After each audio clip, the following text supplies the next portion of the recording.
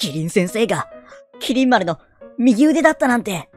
ということで、今回は汎用なし姫第39話、親子の再会読み解いていきたいと思います。まずタイトルにあるように、前回はカゴメとの再会でしたが、ついに犬夜叉とも再会を果たしたモロハ。最初は照れ隠しでね、いがみ合っていたんですが、すぐに犬夜叉はずっとモロハの話をカゴメとしており、片時もね、モロハのことを考えない時はなかったよとね、言われまして、モロハも、我々も、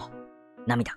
というのもやっぱりこのモロハさんは養老族にね、育てられていて、その時もすごい周りからね、大切にしてもらったと思うんですよ。ヤワラギもね、最後は命をかけて、モロハを成長させようとしていたっていうところからもね。で、その後、刹那とは竹千代というね、本当に仲間と言える存在ができたりしていたんだけど、どこかでね、結局この師範用というコンプレックス、自分だけ違うと感じることがあったりしたのかなと。だからある意味で、そのトワとリクと似た心境もモロハあったと思うんですが、そこでですね、犬夜叉カゴメいないと思っていた親と会えたことで、やっぱりこの親にしか言えないというか、できない言葉、顔ってあると思うんですよね。その一つとしてこの涙はあったのかなと思います。そして犬夜叉はね、そんな娘と行動を共にしていた殺生丸の匂いをさせた娘、鳥羽刹那にね、ちょっと喧嘩腰だったんですけど、これはこの妖怪の墓場にね、特に何の説明もなく閉じ込めた殺生丸に不満があったのかなというところがあると思うんですが、カゴメはですね、その鳥羽刹那の出産に立ち会ったということもあり、二人の成長にもね、感動していて、特にこの鳥羽の格好、学校の制服姿やスマホでのその懐かしの家族の写真をね、見せてもらい大興奮しておりました。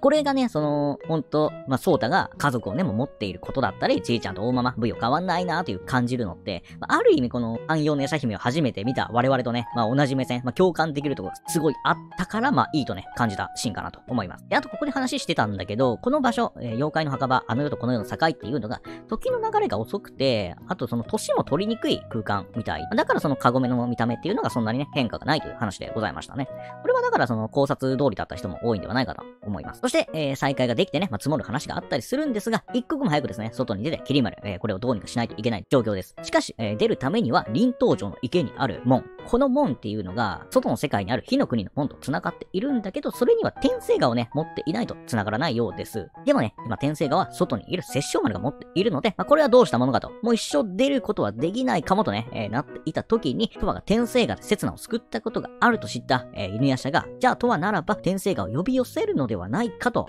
脱出できるんではと、気づくわけですな。これ前も言った話なんだけど、ほんとさすがね、犬夜叉さんですよ。でも次回あらすじ見てみますと、呼び寄せたものの簡単にはね、出てこれないといった感じありますので、どうなってしまうんでしょうか。一方、外では倒れた殺生丸を助けるために、トワの力が必要だと気づいた邪剣は、リンと共に黒真珠を探すんだけど、この黒真珠を持つ竹千代が、同じく黒真珠を持つキリマルに追われておりました。で、ここちょっと余談の話なんですが、竹千代が、モロハはきっと両親に会えているんだぞと、こんな危機的状況にもかかわらず、ちょっとモロハのことをね、思っているっていうところを、すごい、好ましく思います。で、キリン丸もキリン丸で、竹千代をぶっ飛ばして、その黒真珠を奪うなんてことはたやすいと思うんですけど、この黒真珠を渡すならば、命までは奪わんと言っていたり、この後にリンと邪剣も、合流していくんですけど、ここでもね、弱い者は好まんと、問答無用で攻撃を仕掛けたりとかはなかったんで、ある程度はやっぱりその戦いに対するキリン丸なりの教示みたいなのはあるのかなと。で、その夜叉姫たちの実力をある程度認めた上でのね、行動だったりは一応したのかなというふうに思いました。しかしてね、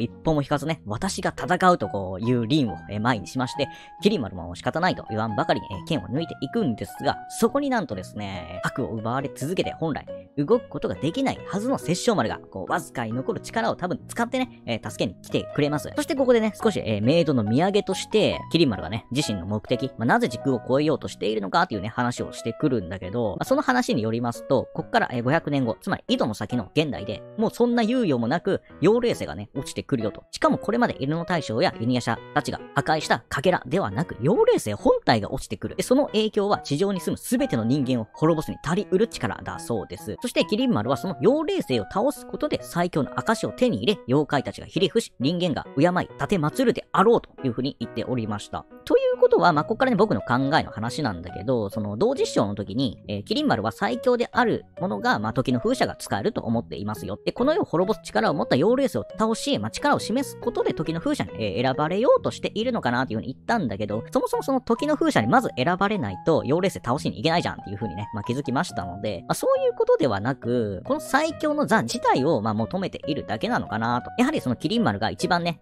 後悔している、リオンの死に関しても、この自分の力力が足りなかったからと、考えていて、そして過去にリオンを連れて世界を回っていた時も自身の力をリオンにね、見てもらうためにやっていたところあると思うんです。だからこの妖霊星をも倒し最強となった父の姿を、仮にそれで世界が滅んだとしても見てもらいたいからキリマル頑張ってる説ね。まだね、これキリマルの話の途中な感じがして、今回39話終わった気もしますので、もしかしたらまだ、理由があるのかもしれません。そしてそんな話をしていたキリマルたちのところに、超高度な狐妖術、武器奔放でね、尻尾が現れます。どうやら犬夜叉カゴメがいなくなった後も、狐妖術の講師をしながら、情報をね、いろいろ集めていたみたいで、そこにモロハの噂を耳にして、駆けつけたみたいです。で、そのね、狐妖術を知っていた竹千代、やっぱりこの、狸妖怪、狐妖怪というね、つながりで多分知ってたと思うんですけど、竹千代は、そんな尻尾に飛び乗り、即ね、二人は離脱していきました。結局、殺生丸様が満身創痍な、今、キリン丸はあと犬夜叉たちさえ倒せば、自身が最強だと、時の風車にも時代にも選ばれるであろうと思っている節があって、でその犬夜叉たちを倒すために、黒真珠を狙っているので、